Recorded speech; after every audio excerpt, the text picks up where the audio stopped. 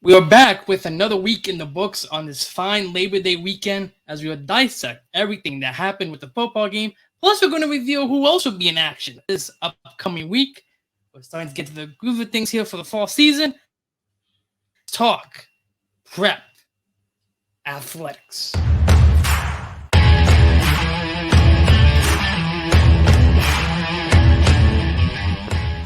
Floater too strong. Rebound tapped around. The three to win the game. No good. And Prep survives. The Marauders have won their first sectional championship since 2014. In the air to right field. Going back is Infante. He makes the play. And St. Peter's Prep retains its glory on the diamond. The Marauders are your 2023 Hudson County Tournament champions. Wow, unbelievable turnover. Jude Sargent. Here's Jude with 9, with 8, with 7. Sargent scores! In the gun, they'll give it to Giles. Makes the first man miss into the end zone. Touchdown! Welcome to episode number 121, sponsored by all the good friends who support us on the Patreon platform for all the updates that we do for our St. Peter's Prep Marauders. Again, I want to thank our Patreons, Tyfla, Joe Gillier, Susan Barman, amongst the many Patreons. We got lucky 13 so far who are subscribed, and we would love to have your support of the program by signing up today at patreon.com/State of the Marauders. Again, that is patreon.com/State of the Marauders.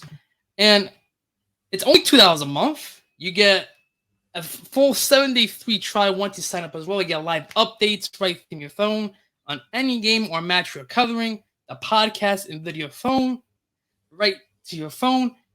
And you also get the podcast before anyone else gets it the day before. So that's also a pretty fabulous job. And much more. So again, make sure you sign up today. I am your host, the one and only Renato Rodrigues of the class of 2010, alongside my co-host of football expert analysis. Oh, yes, you're expert. You're an expert, my friend. The great Justin Penik, co-host of Talking Giants, class of 2016. Justin, how are you, my friend? Renato, I'm good. Certainly, we're still in that phase where, hey, we're happy that St. Peter's Prep football is back. Certainly hope that the scoreboard could be flipped in some of these games that are coming up, where Prep could be walking out with some W's. But we got a St. Joe's Prep game to talk about, and it didn't necessarily go the Marauders' way. It did not. It did not. So let's get right into our discussion with the football team. And we always start with the scoring plays. The final score, if maybe was 42-0. So not much to talk about in terms of Prep scoring plays, but we're going to talk about St. Joe's, Justin, and pretty much the first, I think it was 3 drives in the first quarter. They were able to score 3 touchdowns right off the bat. Mm-hmm. Yeah. I mean, it was they got there. I think they received the opening kickoff, right? Because I think we deferred, right? Yeah. Yeah, and then St. Joe's was able to just use the offense. But Justin, we talked about Samaj Jones in the pregame show. He was nowhere to be found. Nowhere to be found. What happened? Why don't you tell me what happened? Well, based on some reports, it looked like he was just sitting out. So maybe it was a precautionary injury, Justin.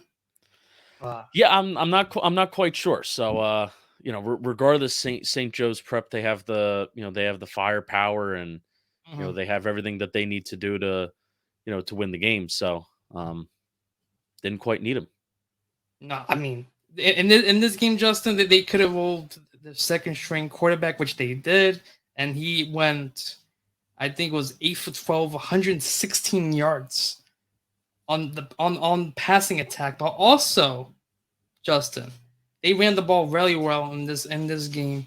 We'll get to all those stats in just a little bit, but again, we're going to finish with the scoring plays. First quarter, 21-0, 21 unanswered right at the back. Jack O'Connor had a 2-yard QB sneak in which the broadcasters, we couldn't even see there was a quarterback sneak. It just they were showing the replay of the previous play on Flow Football, and then as soon as you know there's a quarterback sneak, I'm like, what happened? What happened? But quarterback sneak. Then Isaiah Russ, 3-yard run. Eric Sanchez. To me, this was a turning point in the game. We'll talk about that in a little bit, but turning point in the game was when the Marauders went 3-0, got it. I think Tabo was a 15-yard sack, almost fumbled it as well. And then on their ensuing punt, they got good field position. Eric Sanchez first play, 61 yards, 21-0, right before the end of the quarter. I think that was the final play before the quarter happened. So that turned all the momentum to St. Joe's. Ty Dykes, 5-yard run, makes it 28-0. And then our favorite guy from last year, Justin, from St. Joe's, Elijah Jones, who had 3 touchdowns against us, scores another one in this one. 7-yard touchdown pass from Jack O'Connor, make it 35-0, run that clock in the second half. I think it was a total of 4 drives total in the second half between both sides. Kyan Billups ends it with a 32-yard run to make it 4-2-0. Yeah, so St. Joe's Prep showed why, aren't they a top 10?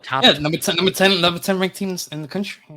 Not just in Pennsylvania. We're talking about the entire country. And man, over the years as we've played St. Joe's Prep, the first time that I remember playing St. Joe's Prep was when I was still in college. Renato, it might have been my freshman or sophomore year, 2016 or 2017, where the game was in Pennsylvania. It wasn't. I don't know if it was at St. Joe's Prep, but it was in Pennsylvania. I actually took an Uber from St. Joe's University. That's right. I remember that. Like, I'm just gonna go. Like, why not? And I went, and I'm like, man, these guys are good. This team is good. And then we play them again at Rutgers a couple years later, and it's like, man, well, they got better. They're even better than they were a couple years ago. And now we're in 2023, and St. Joe's Prep just continues to get better. They do a great job at developing talent over there. The scheme is also really good too. And we'll talk about how they were able to generate pressure all day long. And Tyler Bell really took some nasty hits. He did.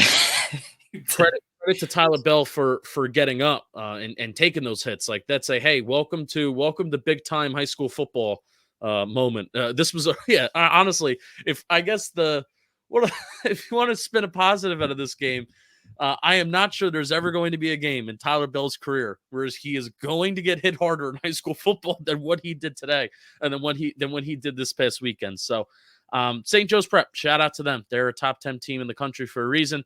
They really operated like it. They're a diverse team. They're a fast team. They're an athletic team. They're a talented team, and they played like it. So, turning point in the game, Justin, would you consider that 61-yard touchdown? Or maybe it's even the coin flip? No, I think that's a good point of the 61-yard touchdown. And St. Joe's getting the ball at midfield was a key theme of the entire game. You have stats on that, which I guess we can talk about that in a little bit. Yeah. St. Joe's, they had a good starting field position all game. Prep was pinned down in their own territory. And then the first play of the drive, whenever you allow an explosive play like that, first play. It sucks out the life. It sucks out the energy for sure.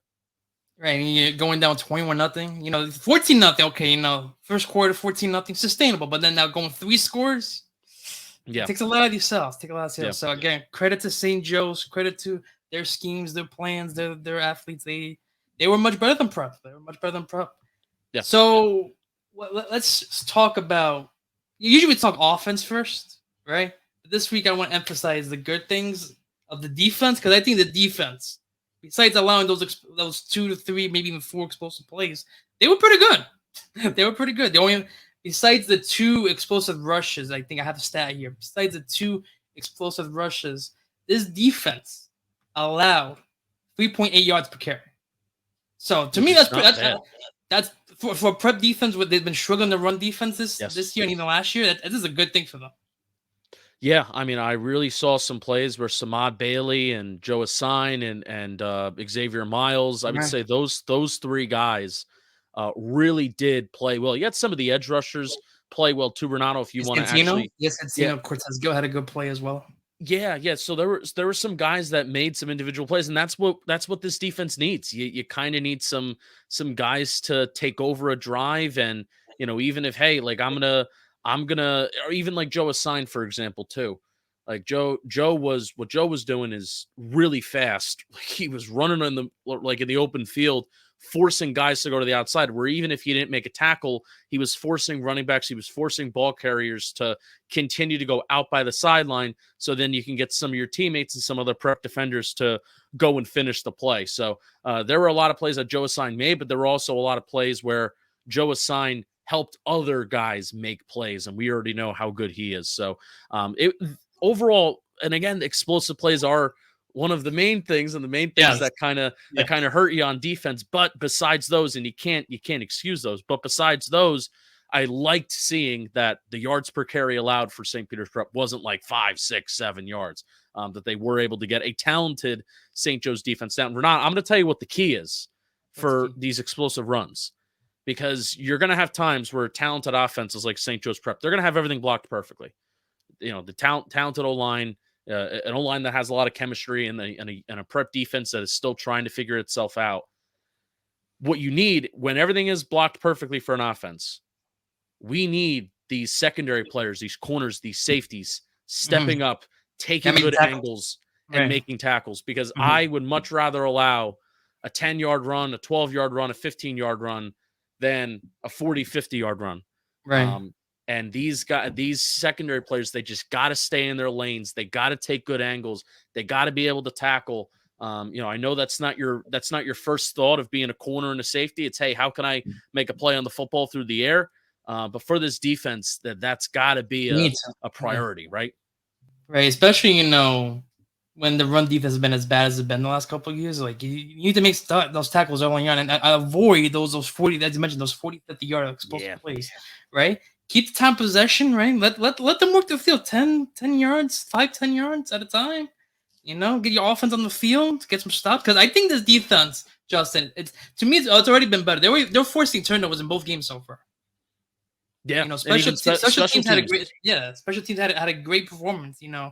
I think it was Emmett Harney and Cooper LaFon both got football recoveries off the miscues like Joe's.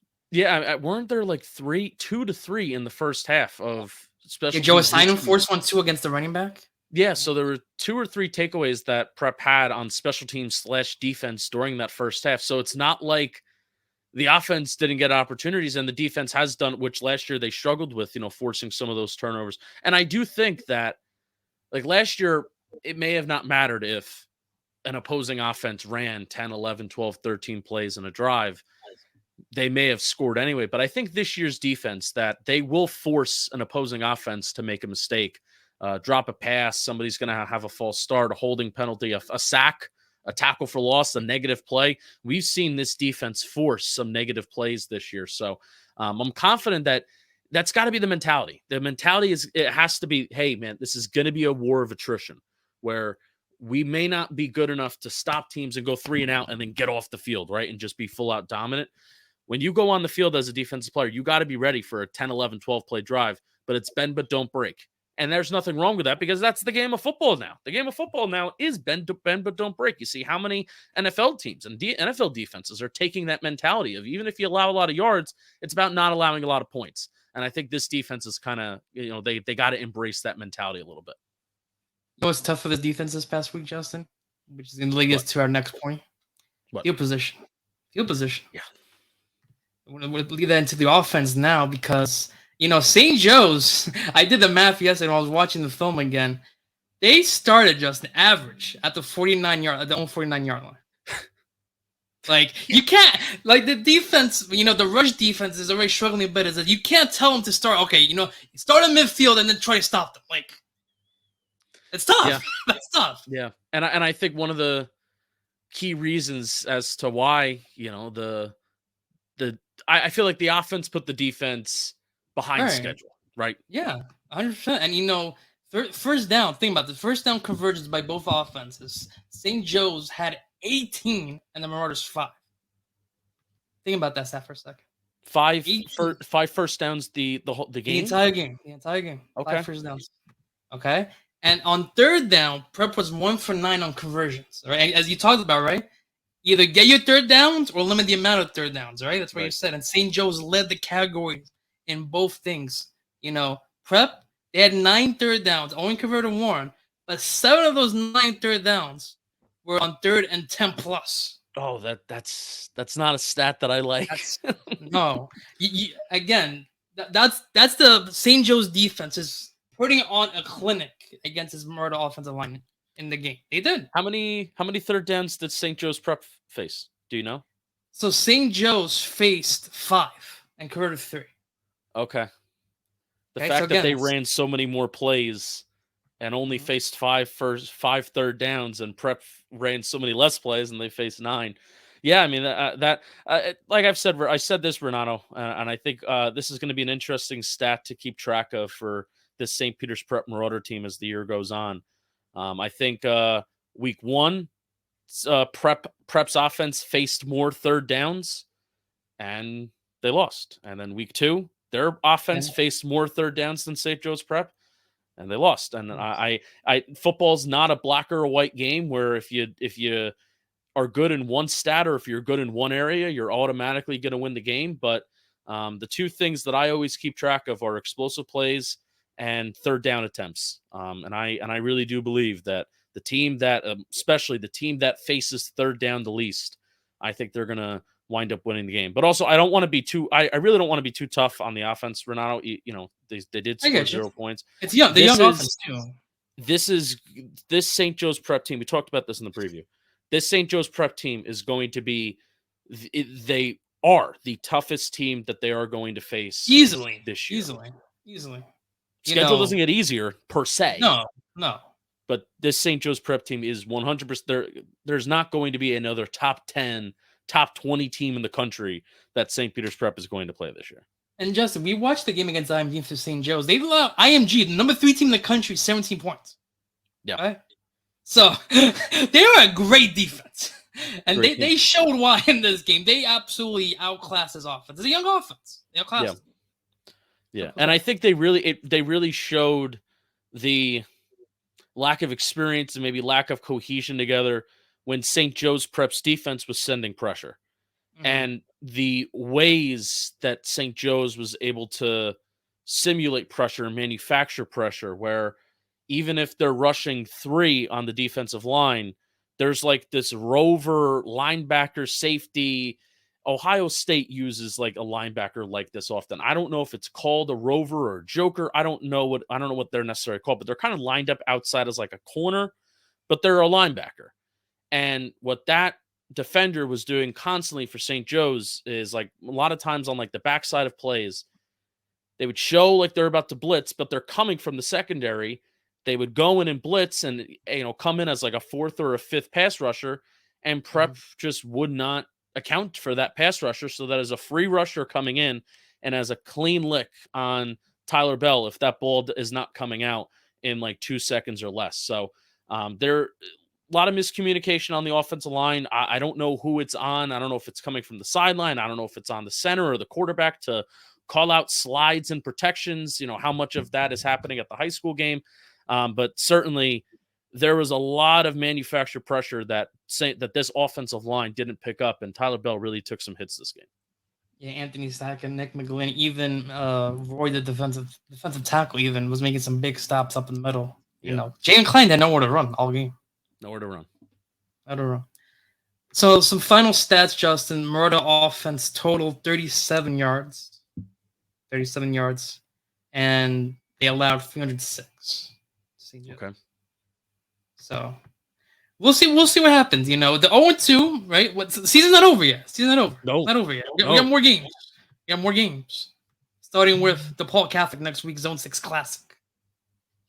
DePaul, they're coming into this game 0-1. They had a tough game against Bishop McDevitt of Pennsylvania. One of the defending champions out there last year. DePaul was up, Justin. Believe it or not, they were up 35-20 at halftime. 35-20 at halftime. And were not able to seal. They were able to lose that game 46-42. So it was a big back and forth battle of offenses. You have Derek Zami, again, the freshman quarterback we saw last year against this Marauder team, Justin. We saw him. He threw for 247 yards, 2 touchdowns, and a pick. 15 of 19 on the throwing end. But also, we saw a lot last year, Justin, that switched teams. Nolan James from Don Bosco. Oh, Yep, he's now on DePaul. He ran 18 times, 111 yards, a touchdown. So, I mean, that to me, that's the guy to watch for the Marauders. You got to find ways to stop Nolan James from running wild on this team. yeah. I mean, both sides of the ball need to kind of find their identity, and you feel best about DePaul being the opponent where you could start doing that. This is the first game that's going to be played in the state of New Jersey, even if it's not home in Cave and Point. We actually get to watch, and we can go in person, which is great. So I'm really excited about that. But yeah, find your identity. Find your identity, and you got to have the memory of a goldfish, and you got to be like, hey, like, you know, we're back in New Jersey. Let's wipe the slate clean. We're facing a New Jersey opponent for the first time this year in division. We have an 0-0 record in the division, right? 0-2 record overall, but you're 0-0 in the division. And at the end of the day, you know, you're in divisional opponents and beating those teams. That's what really, really matters. So let's do it. Let's do it. So again, that's Saturday. That's going to be, I believe that's a 6:00 start from Hincliffe Stadium in Paterson, New Jersey. Again, Justin and I will be at the game, so that'll be fun. But we have one more thing to talk about, Justin. I know it's a short episode this week. Not much to talk about the football, but I think it's now time to talk about some news of the week, shall we? Yes, please. All right. So now let's talk about the news of the week.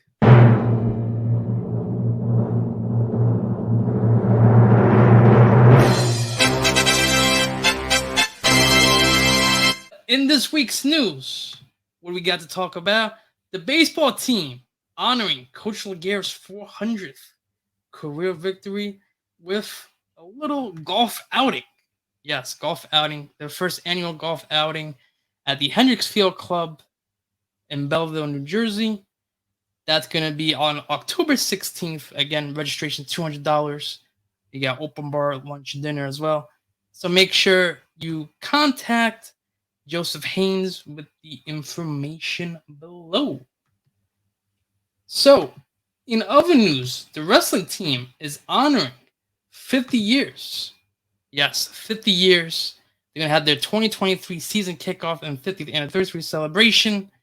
Again, it's going to be a beefsteak dinner. There's going to be tricky trays and raffles. That's going to be November 11th, 2023, from the O'Keefe Commons at St. Pierre's Prep, $75 to register. That link will be on our app, so make sure you download that today. So, in other news, what do we have to talk about?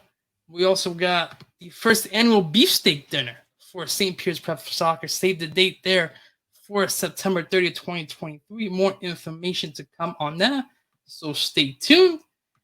And guess what, Justin? We got one more thing. You know what that is? No. We got more sports this week. Whoa. Yeah. Sports. Yeah, let's go. So what's on the docket for this week? Let's take a look right here. So we got the water polo team taking on Riverdale Country Day. That's going to be on Friday, September 8th, 4:30 at SPU. I'll be covering that event, so follow on social media at ST Marauders for all the updates there. And then big day on Saturday, Justin. We got the cross-country season open invitational at 8:30. Then we got soccer taking on Oratory Prep. That's a 10 a.m. start. We'll have D1 Media Pro providing coverage. Yes, D1 Media Pro providing coverage of this one. So that's going to be fun for this first soccer game of the year. And then, of course, if he's talked about the football team, this is DePaul Catholic, 6 p.m. at Hincliffe Stadium as part of the Zone 6 Classic. So, Justin, how excited are you for some more prep sports to talk about?